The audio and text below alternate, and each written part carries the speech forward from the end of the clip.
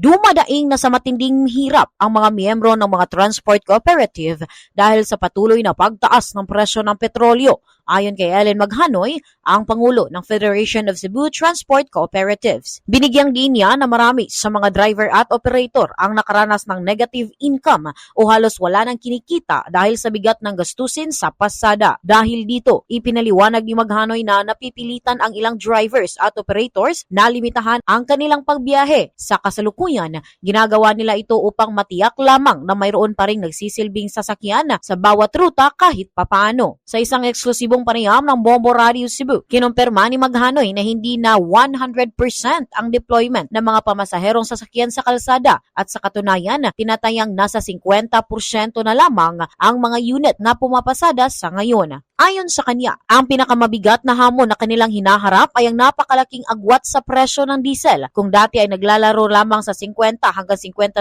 pesos ang kada litro, ngayon ay pumapalo na ito sa 150, isang pagtaas na mahigit 100 na siyang nagbabaon sa kanila sa kahirapan. Bunsod nito, nakikipag-ugnayan na ang kanilang grupo sa mga national transport leaders upang magsagawa ng press conference. Panawagan nila sa gobyerno, i-roll back at ibalik ang dating presyo na 50 hanggang 55 ang kada litro ng langis para sa mga public utility vehicles upang maisalba ang kabuhayan ng mga nasa sektor ng transportasyon. Ngayon po, status po ng mga driver at saka mga operators natin dito sa Cebu, nasa mahirap. Ito yung pinakamahirap na sitwasyon hinaharap ng mga transport sector.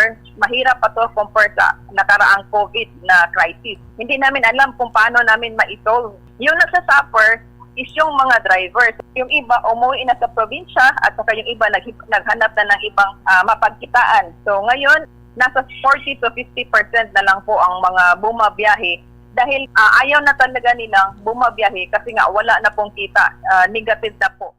Mula rito sa lungsod at lalawigan ng Cebu, this is Bombo Irene Ardiente and this is Bombo Radio Philippines, the #1 and most trusted source of news and information. Basta Radio.